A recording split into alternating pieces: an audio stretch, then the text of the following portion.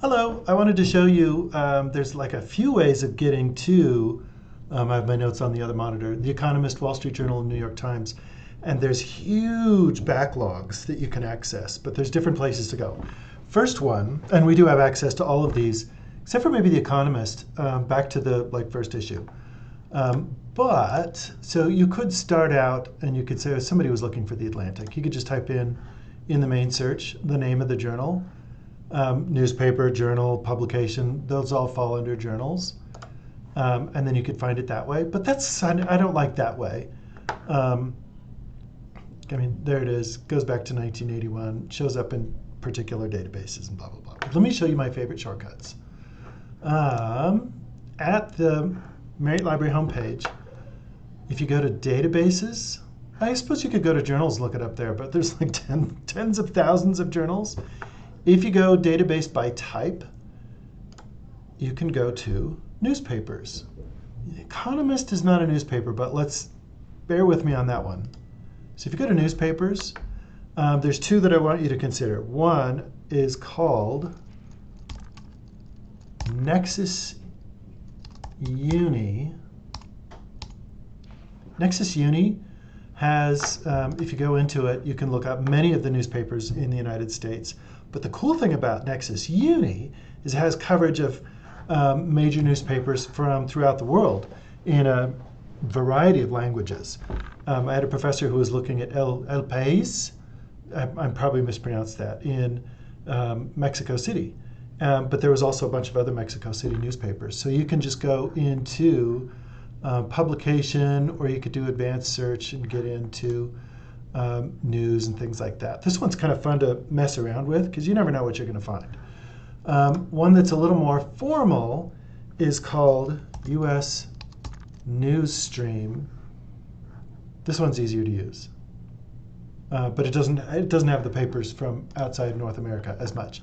If you go to publications, and it goes so slowly, sorry. I should have an editor for my YouTube videos. You could just do New York Times, and then when you search for that, it'll give you, well, did you mean this one? This is typically the one people cite. But there's the book review, there's the Spanish version, there's magazine, et cetera, et cetera. The popular one, but you can see this goes back to 1980. We have one that goes back to like 1863.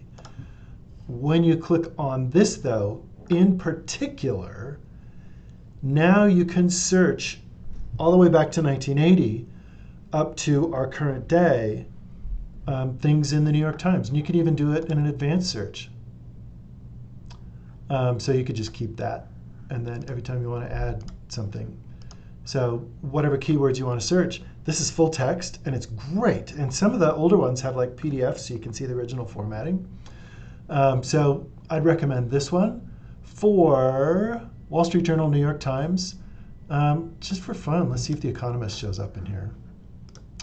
I bet it doesn't. We might have to just search that in the library catalog. The Economist. Fingers crossed. No, all we get is blogs from The Economist. So you'd have to search for The Economist here, and then look for it among the journals. The next thing that I wanted to show you, if you go back to databases and newspapers, this one is pretty cool and has been asked for by communication professors for a long time. So some of these go to places that are far away from the United States, or they work with particular populations, or it could be dissident or underground periodicals and things like that. But we have backlogs of complete newspapers, including, so the big ones are the Denver Post, Deseret, that one's kind of spotty. Factiva, no. I haven't used this one. I think US News Stream is better. Trying to see the ones that, oh, there we go. LA Times, we have like almost a complete run in here. New York Times Historical, this is the one that goes back to 1851. And we also, I believe we have The Atlantic and Washington Post and things like that. But go through this list and you might find things that you're looking for.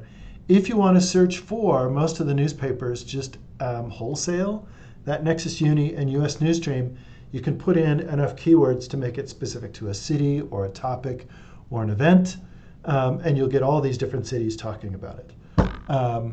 So for what it's worth, one last caveat. If you go to a website like, if you go to The Atlantic, every now and then they have web-only articles that only exist at the website itself. So if you go to It's Not Too Late to Give Gaza a Better Future, you could look up that title and it might not show up in US Newsstream or Nexus Uni. And those, there's not much we can do about.